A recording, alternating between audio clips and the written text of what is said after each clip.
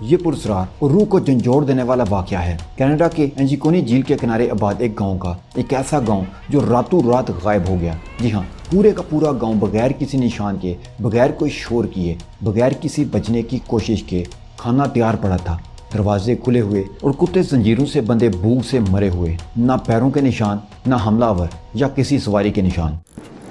کہانی سننے میں دیو مالائی لگتی ہے، مگر جب آپ اس کے اندر جھانکتے ہیں تو ایک ایسا اندھیرا آپ کو گھیر لیتا ہے جو آج تک کسی سائنٹسٹ، کسی انویسٹیگیٹر، کسی شکاری یا کسی پولیس آفیسر کی سمجھ سے باہر۔ یہ جھیل انجیکونی کینیڈا کے علاقے نوناؤٹ میں واقع تھی، جو شمالی کینیڈا کا ایک نہایت سرد، سنسان اور دور دراز خطہ ہے۔ یہ علاقہ اتنا الگ تھلگ تھا کہ یہاں تک پہنچنا بھی کسی کارنامے سے کم نہ تھا۔ یہ جھیل ان شہروں سے بہت دور واقع تھی جو کینیڈا کے مرکزی یا بڑے شہر کہلاتے ہیں، جیسے اوٹاوا، ٹورانٹو، مونٹریال، وینکوور۔ ان تمام شہروں سے یہ جھیل سینکڑوں نہیں بلکہ بعض صورتوں میں ہزاروں کلومیٹر دور ہے۔ یہ علاقہ کیوٹی نامی خطے کا حصہ تھا جو اب نوناؤٹ میں شامل ہے، اور یہاں انسانی آبادیاں نہایت کم تھیں۔ جو بستیاں موجود تھیں وہ بھی صرف مقامی شکاری قبائل یا برفانی علاقوں میں رہنے والے انویٹ لوگوں کی تھی۔ اس جھیل کے قریب جس قصبے کا سب سے زیادہ ذکر کیا جاتا ہے اس کا نام ہے بیکرلی۔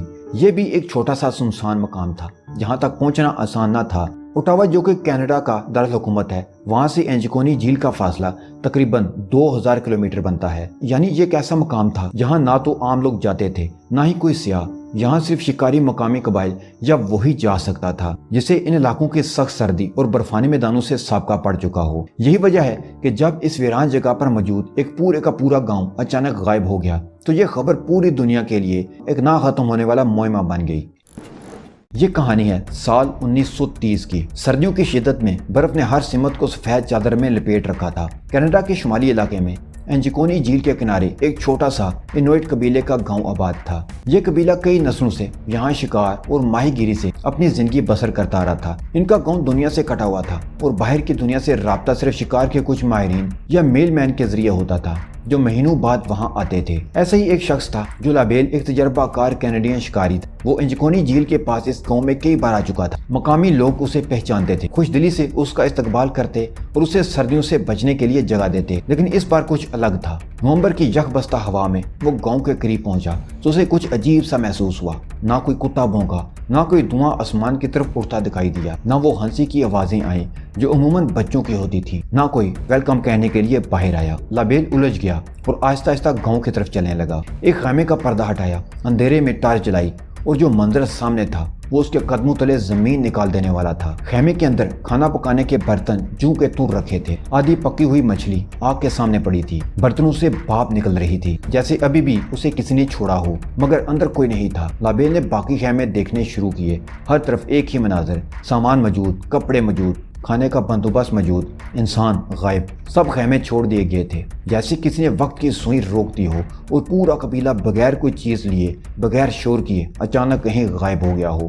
نہ کوئی لاش، نہ کوئی قدموں کے نشان، نہ شور، نہ ہنگامہ، جیسے وقت نے خود انہیں نگل لیا ہو۔ لیکن یہ سب صرف ایک شروعات تھی۔ کچھ دیر بعد جو لابیل نے دیکھا وہ نہ صرف خوفناک تھا بلکہ انسانی عقل کو چیلنج دینے والا تھا۔ یہ سب دیکھتے ہی وہ فوراً واپس بھاگا اور کئی میل برفیلے جنگل کو پار کرتے ہوئے سب سے قریبی Royal Canadian mounted police station پہنچا۔ پولیس نے فوراً ایک ٹیم روانہ کی۔ تفتیشی ٹیم جب وہاں پہنچی تو وہی مناظر ان کا بھی منتظر تھا۔ خالی خیمے، ادھ کھایا کھانا، جلتی ہوئی آگ، لیکن لوگ غائب۔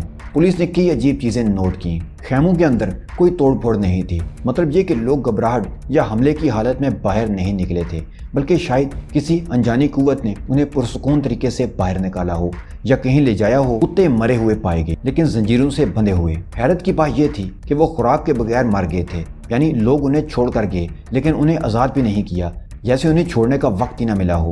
یہ منظر دل دہلا دینے والا تھا۔ بھوکے کتے جو بھاگ بھی نہ سکیں دم توڑ گئے۔ ایک قبر کھلی ہوئی ملی۔ انویٹ لوگوں کا ایک مقبرہ کھودا گیا تھا لیکن اندر سے لاش غائب تھی۔ کس نے اور کیوں؟ کوئی جانور ایسا نہیں کر سکتا تھا، نہ ہی اس علاقے میں ایسی کوئی روایت تھی۔ کچھ شکاریوں نے بتایا کہ ان دنوں انجیکونی جھیل کے اوپر آسمان میں نیلے اور سبز رنگ کی چمکتی روشنی کو دیکھا گیا، جیسے کوئی خلائی جہاز اتر رہا ہو یا خلا میں کچھ چل رہا ہو۔ کوئی فٹ پرنٹس نہیں تھے۔ برف میں اگر کوئی چلتا ہے تو نشان رہ جاتا ہے، لیکن یہاں کوئی نشان نہیں ملا۔ ایسا ممکن ہی نہیں تھا، یا تو لوگ ہوا میں اڑ کر گئے یا پھر کوئی اور ماورائی طاقت انہیں اٹھا کر لے گئی۔ پولیس نے مہینوں تحقیقات کی مگر کوئی نتیجہ نہ نکلا، نہ کوئی حملے کا ثبوت، نہ قبیلے کو کوئی فرد ملا، نہ ہی ان میں سے کسی نے کسی کو دوبارہ دیکھا۔ رپورٹ بند کر دی گئی، لیکن راز باقی رہ گیا۔ یہ واقعہ آج بھی کینیڈا کی تاریخ کا سب سے ناقابل فہم اور خوفناک ڈس اپیئرنس کا کیس مانا جاتا ہے۔ لیکن سوال باقی ہیں، کیا یہ یو ایف او کا اغوا تھا، یا زمین کے اندر موجود کسی راز کا شخص آنا، یا پھر کوئی ایسا قدرتی یا ماورائی واقعہ جسے ہم آج بھی سمجھ نہیں سکے؟ اب ہم آگے بڑھتے ہوئے اس واقعہ کی ریزن، سائنٹیفک ویوز اور مسٹری تھیوریز پر بات کریں گے۔ یہ سب سے مشہور اور سنسنی خیز تھیوری ہے۔ بہت سے لوگ مانتے ہیں کہ کسی خلائی مخلوق نے اس قبیلے کو اغوا کر لیا، اور وہ بھی پورے قبیلے کو ایک ساتھ۔ اس تھیوری کو تقویت تب ملی جب قریبی علاقوں کے لوگوں نے انوکھی روشنیاں آسمان میں دیکھی تھیں، جو عام ستاروں یا شمالی لائٹس جیسی نہیں تھیں بلکہ تیز اور حرکت کر رہی تھیں۔ کچھ ماہرین نے تو یہ بھی کہا کہ اس علاقے میں یو ایف او ایکٹیویٹی پہلے بھی دیکھی گئی ہیں۔ تو کیا واقعی کوئی خلائی مخلوق تھی جس نے انہیں اغوا کر لیا؟ دوسری تھیوری ہے ارتھ اوپننگ، یعنی زمین نے نگل لیا۔ کچھ جغرافیائی ماہرین نے اندازہ لگایا کہ یہ ممکن ہے کہ زمین اچانک دھنس گئی ہو، جسے سنک ہول کہا جاتا ہے، اور سارا قبیلہ اندر سما گیا ہو۔ لیکن اس تھیوری میں ایک بڑی خامی ہے۔ اگر ایسا ہوتا تو زمین پر آثار، ٹوٹا پھوٹا سامان، خون، شور کے آثار یا زمین کی دراڑیں ضرور ہوتی۔ اور دوسرا یہ کہ یہ کیسا سنک ہول تھا جس نے کسی میگنیٹ کی طرح گاؤں کے سبھی لوگوں کو اپنے اندر کھینچ لیا اور باقی سامان اور کتوں کو نہیں کھینچا؟ تیسری تھیوری ہے نیچرل مائگریشن اور اینیمل اٹیک۔ کچھ نے کہا کہ شاید قبیلہ کسی مجبوری یا خود ہجرت کر گیا ہو، یا پھر جنگلی جانوروں نے اٹیک کیا ہو، لیکن کوئی خون یا جھگڑے کا نشان نہیں ملا۔ خیمے اور سامان وہیں پڑا تھا، کتے زنجیروں سے بندھے بھوک سے مر گئے تھے۔ اگر قبیلہ جا رہا ہوتا تو کم از کم کتے تو ساتھ لے جاتے، اور ایسی بھی کیا مجبوری تھی کہ اچانک سارے کام کاج بیچ میں چھوڑ کر سبھی ہجرت کر گئے؟ اور ہاں، ہجرت کی تو کس گاؤں، کس شہر، کس ملک میں؟ آج تک اس گاؤں کا کوئی بندہ سامنے کیوں نہیں آیا کہ اس کیس کو کلوز کریں؟ یہ رہے ہم۔ اس لیے دلائل بھی اس مکان کو رد کرتے ہیں۔ اب چوتھی تھیوری ہے کہ یہ ایک جھوٹ ہے۔ کچھ ماہرین کا ماننا ہے کہ یہ واقعہ شاید اتنا بڑا یا سنسنی خیز نہ ہو جتنا مشہور کیا گیا۔